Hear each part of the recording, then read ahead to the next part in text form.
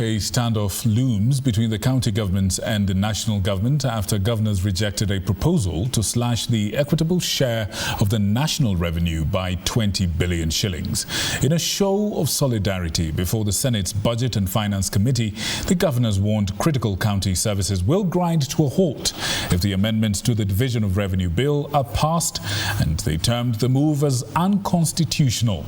The Commission on Revenue Allocation, the CRA, has also opposed the reduction.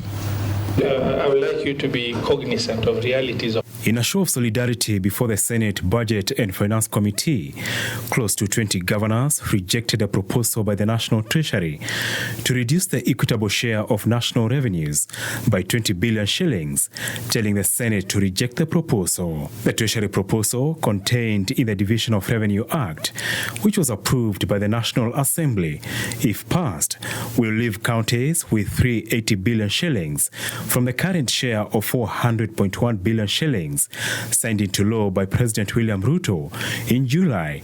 Money the county chiefs argue will cripple county operations. As proposed, will completely paralyze the operations of counties and provision of critical services such as healthcare to Mwananchi. Today we just had a meeting on the implementation of UHC chair and the cost implication of that.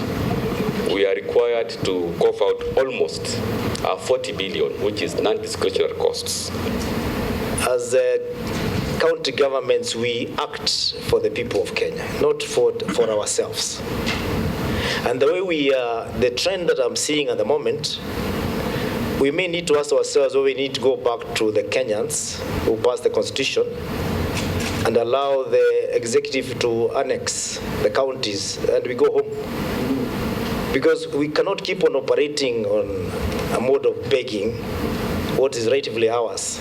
This as the Commission on Revenue Allocation CRA defended the governors, terming the Treasury proposal as unjustified amid a push by the National Treasury to have the proposal sail through, citing shortfalls in revenue due to the withdrawal of the finance bill. The projection is now standing at 2.6 billion. So despite the fact that the projected revenue has gone down, it is still higher by 379 billion compared to what was collected in the last financial year. Section 203 of the Constitution guarantees counties not less than 15% of shareable revenue, with governors arguing that the reduction is unjustified and illegal and that they are shielded by law from budget cuts due to a drop in revenues. The clause on division of revenue was almost like a standard clause that if there's a shortfall of revenue at national level,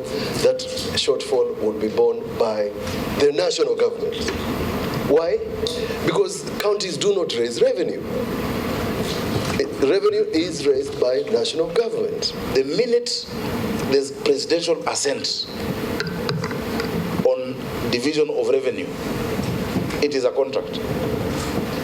The minute there is that assent and the amount has been set at 400, you cannot go below by a shilling. In fact, the negative precedent that's been said is that this is the first and the second time that entire amount in the financial year 23-24 was not achieved, and counties did not get the last month's equitable share. TV 47.